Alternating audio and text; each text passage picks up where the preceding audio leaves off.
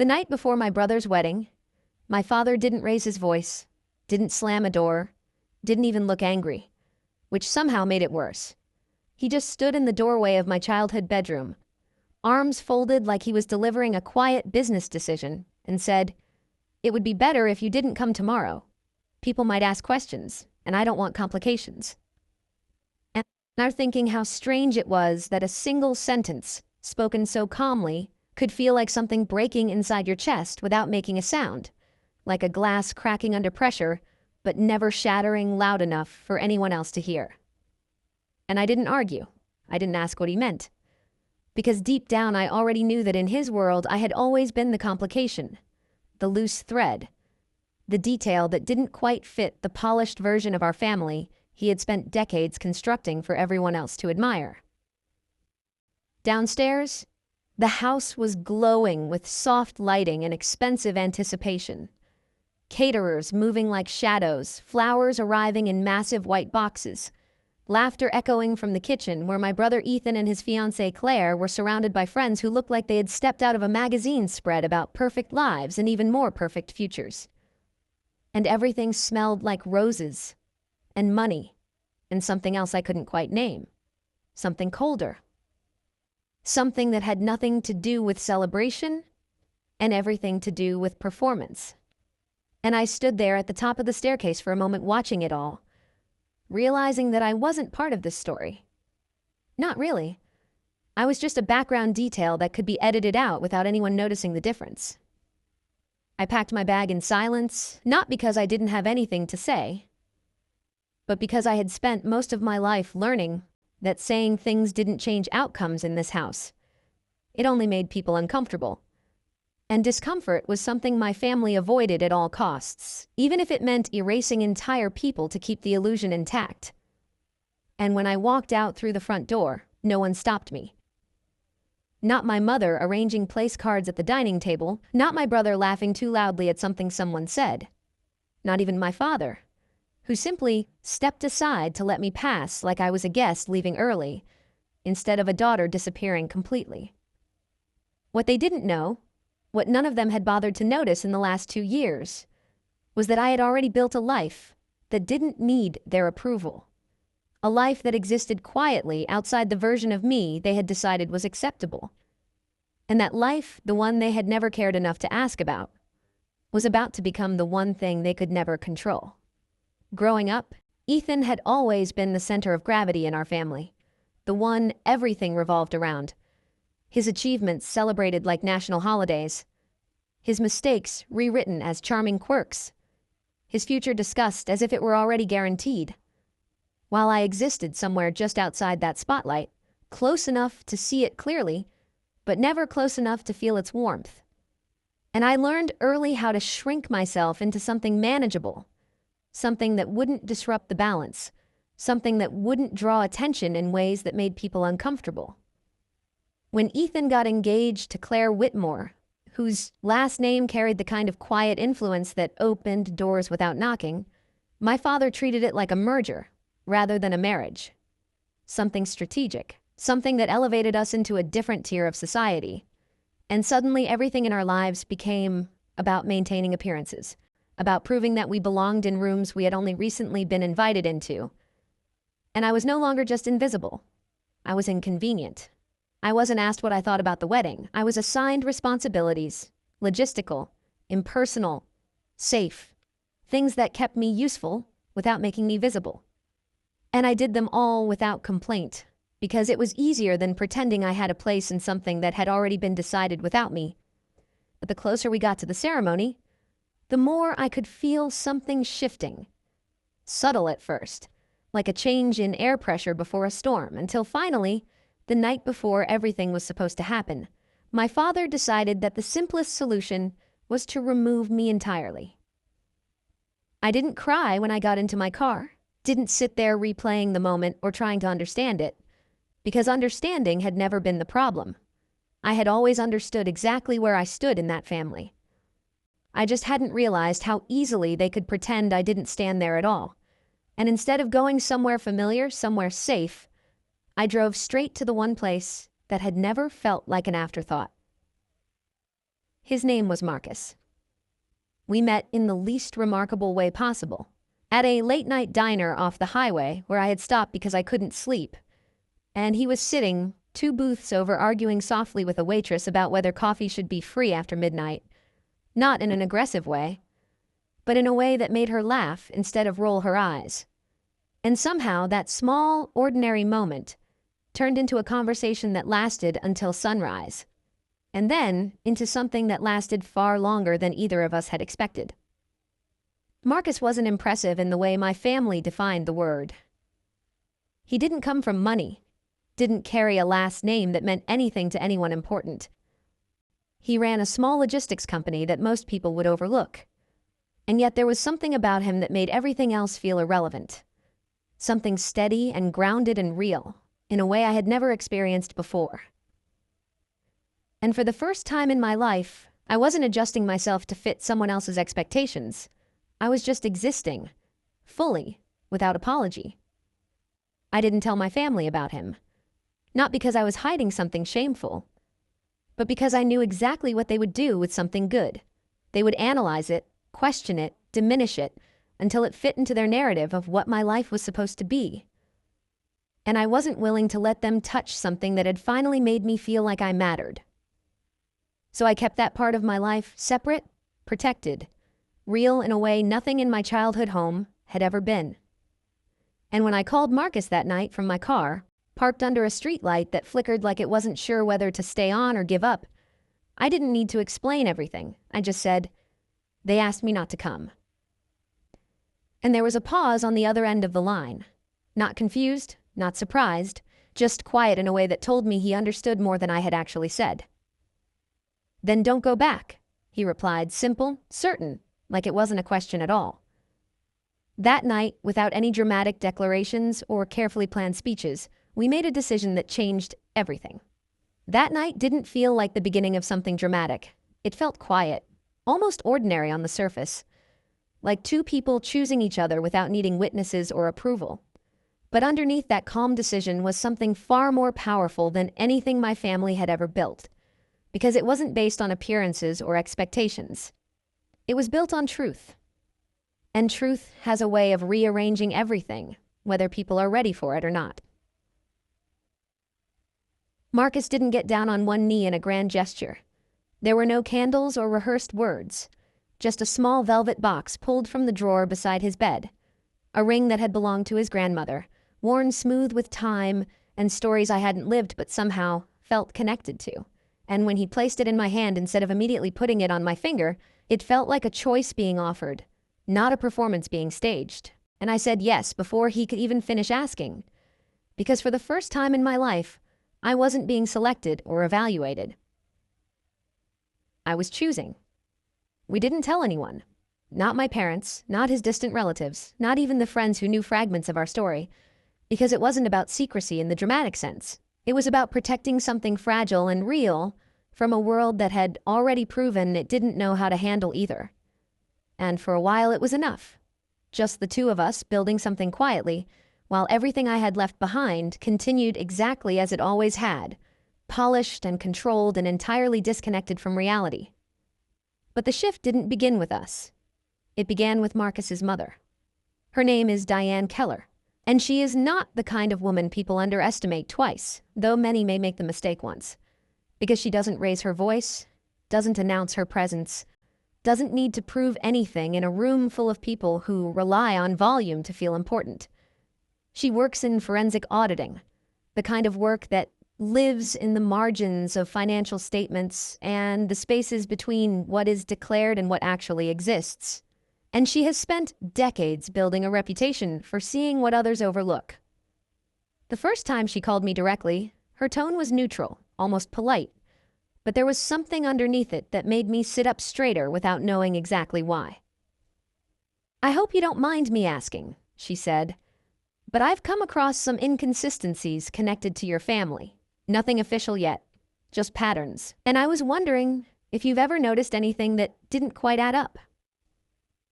At first I almost laughed, not because it was, but because it felt absurd that anyone would look at my family and see anything other than perfection, the kind they had spent years curating. But then something shifted in my memory. Small details I had ignored, comments that had seemed harmless at the time, numbers mentioned too casually, conversations that stopped when I entered the room, and suddenly the idea didn't feel absurd at all. It felt inevitable. I didn't answer her immediately. Not because I didn't want to, but because I understood the weight of what she was asking, even if she hadn't said it outright. And for 2 days I sat with it, replaying moments I had once dismissed. My mother mentioning adjustments to financial disclosures like it was a normal part of doing business. My father brushing off questions about certain investments with a smile that didn't quite reach his eyes. Ethan joking once, just once, about how numbers are flexible if you know who's reading them. And at the time it had sounded like arrogance.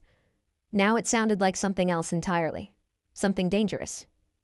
When I finally called Diane back, I didn't dramatize it, didn't frame it as betrayal or revenge. I simply told her what I knew. Everything I could remember. Every detail, no matter how small. Because for the first time in my life, being invisible had given me something powerful. Access without suspicion. Observation without consequence. And I realized that the version of me my family had ignored had been quietly collecting the truth all along. "I see," she said when I finished, and those 2 words carried more weight than any reaction could have. What happened after that didn't unfold loudly. There were no immediate confrontations, no dramatic accusations, just silence, the kind that feels deceptively calm, but is actually full of movement beneath the surface. And Diane began doing what she does best, following threads, connecting fragments, building a picture piece by piece until it became something impossible to ignore.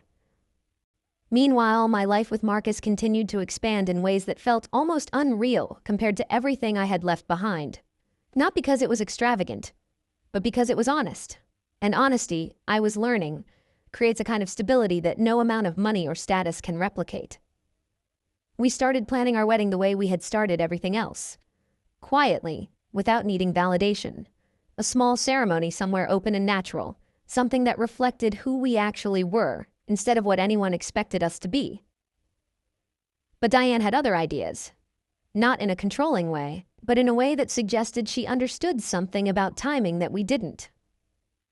"Keep it small," she said at first, "but be selective about who you invite." At the time, I didn't question it. I didn't know that while we were choosing flowers and venues and music that felt like us, she was also finalizing something else entirely. Something that would turn my family's carefully constructed world into something unrecognizable. 3 weeks before our wedding, the first sign appeared. It was small, almost insignificant, a brief mention in a financial blog that most people would never read. A question about discrepancies in reported assets tied to a private real estate deal involving the Whitmore family and an unnamed partner. No accusations, no conclusions, just a hint that something didn't align. I saw it by accident. And when I did, I felt something shift. Not panic, not even fear. Just a quiet understanding that the process had already begun, that whatever Diane had uncovered was no longer contained. It was moving outward, slowly but inevitably. My phone started lighting up again. Unknown numbers, missed calls, messages that ranged from confused to irritated. My mother asking if I had heard anything strange. My father telling me to ignore baseless speculation. Ethan sending a single text that simply read, "If you know anything, call me." And I looked at those messages without feeling the urgency they clearly expected. Because for the first time, I wasn't part of their controlled environment. I was outside it, watching it from a distance that made everything clearer. I didn't respond. Not yet. Because something told me this wasn't the moment for explanations. This was the moment where everything they had built without me was about to reveal exactly what it had been made of. By the time our wedding day arrived, the shift had already happened. Even if the rest of the world hadn't fully caught up yet, because the most important collapses never begin with headlines or handcuffs. They begin quietly, in spreadsheets that don't balance, in conversations that suddenly stop when the wrong person enters the room, in the slow realization that the version of reality you built cannot survive contact with the truth. And while my family was still trying to contain something that was already unraveling, I was standing in a place that felt more real than anything I had ever known. The ceremony itself was simple, almost disarmingly so. A stretch of open land just outside the city where the air didn't carry expectations, only possibility. Wildflowers instead of imported arrangements. Wooden chairs instead of polished rows. Sunlight instead of chandeliers. And as I walked toward Marcus, there wasn't a single moment where I wondered who might be watching, who might be judging, who might be comparing. Because every person there had been chosen for one reason only. They saw me. Not the version of me my family had edited and reduced, but the full, unfiltered truth of who I was. And that kind of recognition does something irreversible. It rewrites how you exist in your own life. Diane stood to the side, not drawing attention to herself, but fully present, the quiet architect of something far larger than this moment. And when our vows ended and the applause rose around us, it felt less like a celebration of a single day, and more like the confirmation of something that had been building long before anyone else realized it was even happening. The video was never meant to leave that space. It was recorded casually, almost as an afterthought, Marcus's cousin insisting on capturing it just for memory. A simple recording that held something people couldn't quite explain when they later watched it. Because it wasn't about perfection, it was about contrast. The unmistakable difference between a life performed and a life lived.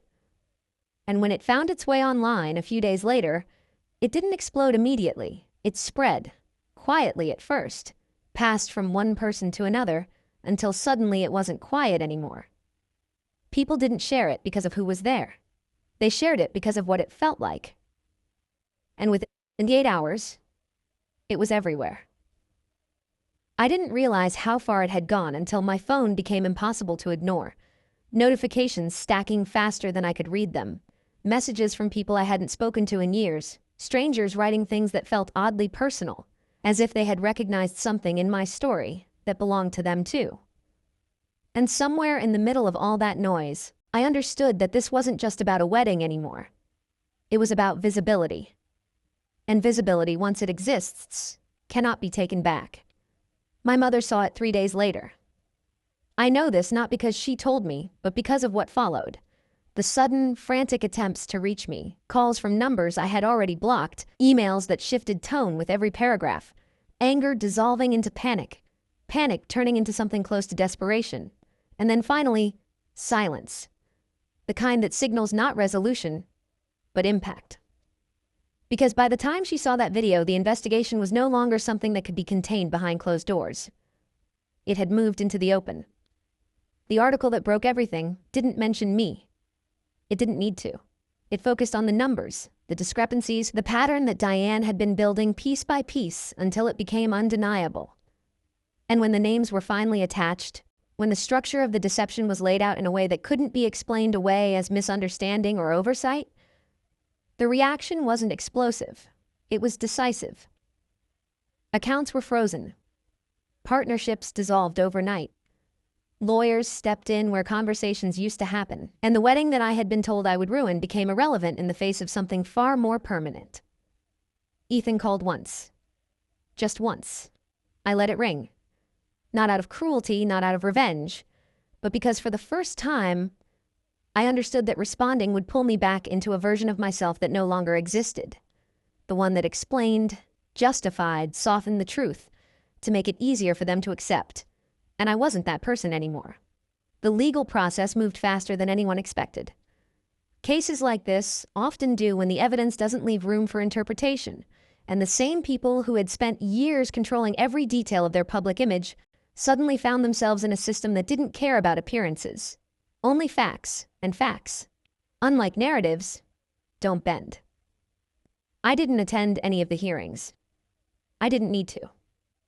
Everything I needed to know reached me in fragments, updates passed quietly through Diane, statements released publicly that said more in their omissions than their words, and then eventually the outcome. Charges filed, assets seized, reputations dismantled in a way that no amount of careful curation could repair. The house I grew up in was listed as part of the recovery process, the same house I had walked out of without anyone stopping me. The same house where I had learned how to disappear. It stood there now as something else entirely, not a symbol of stability or success, but evidence. My father left before the end. Not dramatically, not with confrontation, just a legal separation filed quietly. His signature on documents that untangled his future from theirs, a final act of self-preservation that felt entirely consistent with the man he had always been. And my mother, she wrote to me. Not a message, not an email, a letter, something physical, something that couldn't be deleted or ignored with a swipe. The handwriting uneven in a way I had never seen before, as if certainty had finally abandoned her. And the words inside it weren't excuses exactly. But they weren't truth either. They were something in between, an attempt to reshape the past in a way that made the present feel less final. She asked me to help, to speak to Diane, to fix what had gone too far. She said she would tell everyone the truth about me, as if truth was something she could offer now, like a bargaining chip she had always owned, but simply chosen not to use. I read it once, then again, and then I placed it somewhere it couldn't disappear, not out of sentiment, but because it belonged exactly where everything else had ended up, as part of the record. The day the final decision was announced, I wasn't watching the news. I wasn't refreshing updates. I was outside, hands in the soil, planting something that would take time to grow, something that didn't need immediate results to prove its value. And when my phone finally buzzed with the confirmation, the outcome stated in clear, unambiguous terms. I didn't feel the rush of victory people imagine in stories like this. I felt something quieter, something steadier. Relief, not because they had lost, but because I was no longer carrying any part of what they had built. 2 months before their world collapsed, my father told me not to come. He said I would complicate things, that I might ruin everything.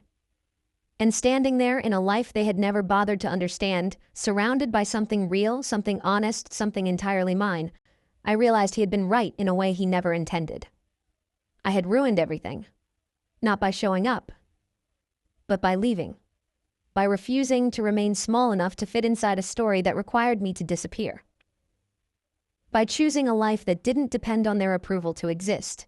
And when the last of their carefully constructed world finally gave way, when everything they had protected at the expense of truth collapsed under the weight of it, there was only one thing left that hadn't been built on illusion.